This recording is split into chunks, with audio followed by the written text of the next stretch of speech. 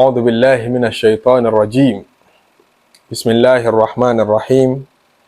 الحمد لله والصلاة والسلام على رسول الله أما بعد السلام عليكم ورحمة الله وبركاته mo kí gbogbo ẹ̀yin ọmọ ìyá mi tá jọ ń jọmọ lẹ́yìn Ànábì àánú Ọlọ́run àforíjìn rẹ̀ ìdẹ̀ra rẹ̀ kó máa bá gbogbo wa gbé kọ́pọ̀ nínú ìgbésí ayé wa Jímọ̀ tọ́lọ́run ní a máa rí kí pẹ̀lú àlàáfíà lénìí Ọlọ́run má fi ṣòpin Jímọ̀ tá kí láyé kó jẹ́ àrọ́pọ̀ rẹ̀ kí bẹ́ẹ̀ nínú Islam kárí kí bẹ́ẹ̀ kọ́pọ̀ nínú iman kádẹ̀ wá gúnlé ọ̀rọ̀ wa láti bọ̀tán wa síbi ihsan à ń bẹ Ọlọ́run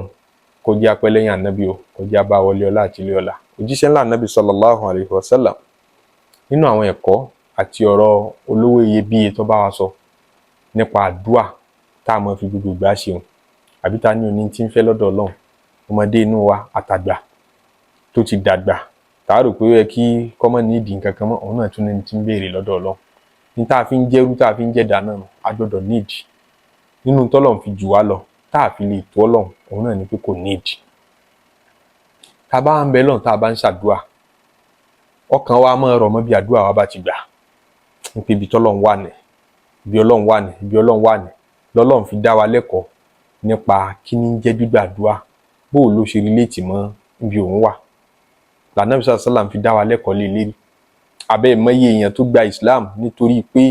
àwọn àáfàá ṣàdúà fún wọn bá bẹ lọ́hùn tí ń wọ́mọ láì mọye ọdún nígbà tọ́lọ́run gbàdúà ló fi rò pé inú Islam lọ́lọ́run wà sábàbí tó gbé ń wọ inú Islam ń jẹ ẹ wàá mọye èèyàn tó kúrò inú Islam bọ́ sínú Christianity kí ló dé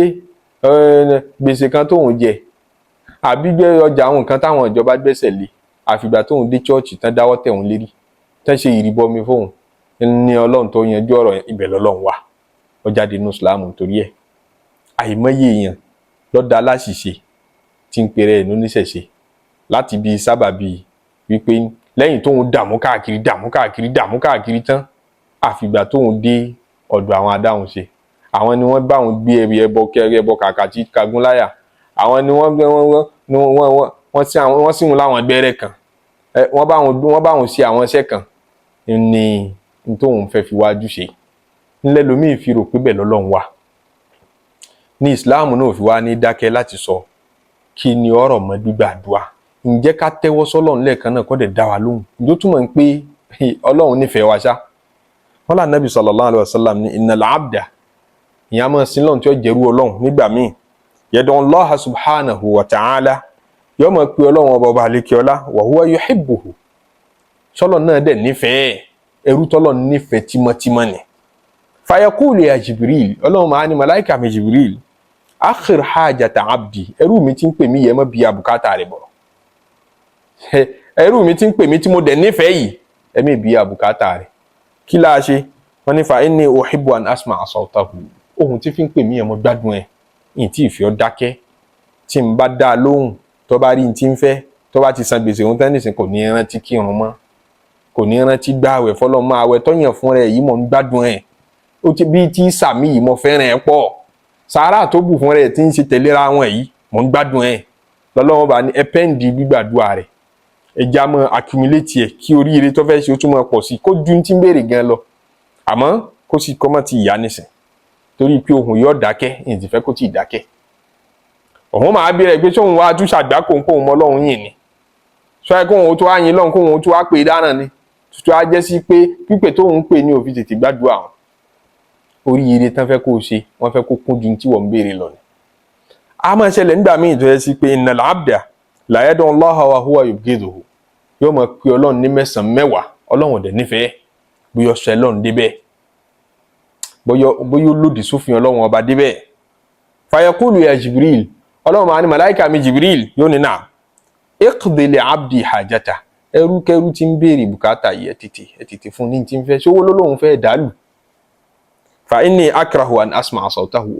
ohun rẹ̀ kó mi ríra ẹ̀gbọ́ kó má ṣe pàdúrà rẹ̀ tí mo tètè ìgbà tó bá ti tẹ́wọ́ bóyá wọn nífẹ̀ẹ́ rẹ̀ lọ́fà ní pé àtọ́ bá ti ṣàdúrà fún yín láàárọ̀ kí lè ó tó sú Ọlọ́run gbọ́dọ̀ gbọ́ à nǹkan òun gbọ́dọ̀ ṣe tó bá ní yóò ṣe ìsìn ni kò gbọ́dọ̀ dọ́là irọ́ ni kò túmọ̀ nǹkan jẹ́ ni Ọlọ́run ẹ̀yẹ́ fi ṣe fáàrí mọ́ látijọ́ ìní tí ń bẹ lọ́hùn kò tí ì gbọ́ kò tí ì gbà kò túmọ̀ ń pọ̀tọ̀ Ọlọ́run ni ó lè ní láárí lọ́dọ̀ Ọlọ́run jẹ́ ni tí ń tẹ́wọ́ tí ń gbàlẹ̀ kan náà lọ. Ọlọ́run dàrú máa lójú, ó tọ́jú ara ẹ̀ sínú gbígbàdúrà. Ẹ má fi àdúrà tètè gbà jọ́ọ̀jì ẹ̀ mọ́ àwọn ànábì Ọlọ́run.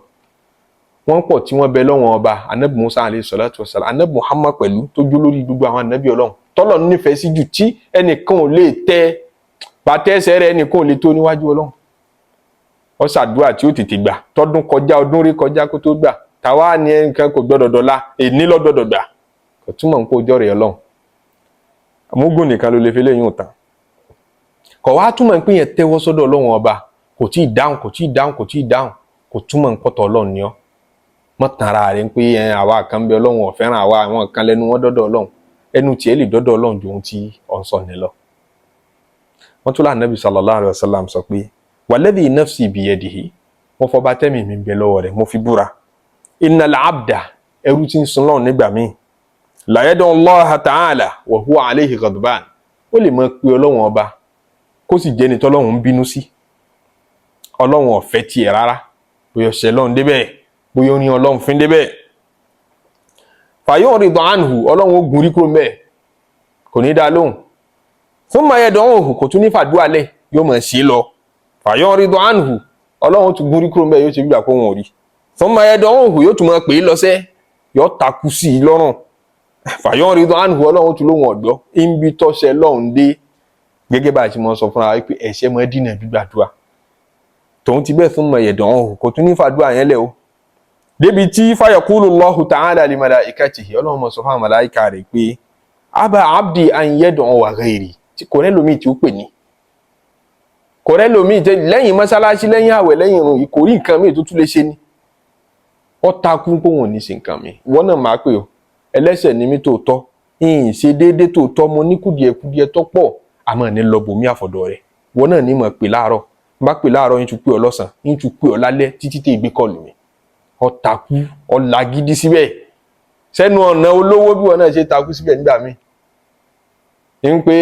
aláàjì ń kọ́ wọn ní wọ́n láwọn ò sí nílé. Wọ́n láwọn ò sí nílé. Yóò wá takú sẹ́nu ọ̀nà, kò ní lọ bọ̀rọ̀. Wọ́n ti travel yóò ní wọ́n dé bá mi ń bí. Ilé ọmọ sú no problem, máa sùn bẹ́ẹ̀, ẹnu géètì ni ọ wà. Wọ́n tún jí wọ́n tún bá ń bẹ̀ láàárọ̀ ọjọ́ kejì. In ti ń wá ká lára, kò sì fẹ́ lọ bẹ́ẹ̀ lómi. Òrùn mọ̀ mú no problem. Òrùn yẹn wọ̀ bá níbẹ̀. Òjò tún rọ̀ yóò tún pa á mọ́ bẹ́ẹ̀. Débi tójú ó padà ti aláàjì ọ̀hún náà ti ń bẹnu lé pé bàbá délé lóhùn, ara yóò sọ wá lẹ́nu. Gbogbo èèyàn máa ní ẹ̀sìn fún ní ti ń fẹ́, ẹ fẹ́ fún ní nǹkan kan kọ́ mọ́ sọ yín lẹ́nu, kọ́ tiẹ̀ mọ́ ló ti pẹ́ ń bẹ̀ yẹn àtijẹ́ta ló ti wà ń bẹ̀. Àwọn kan wọn bá ti takú sẹ́nu ọ̀nà Ọlọ́run bẹ́ẹ̀. Débi tọ́lọ́run náà mọ̀ sọ fún àwọn màláíkà pé aba abdi an yad'uwa ghairi, ó tiẹ̀ takú kò fẹ́ pẹ̀lú mi yàtọ̀ sí mi. Ọlọ́run máa ní faqad istajabtu lahu, mo ṣe tán àti dá lóhùn. Kọ́ gbà kọ́ máa lọ wọ́n lọ́mọ̀.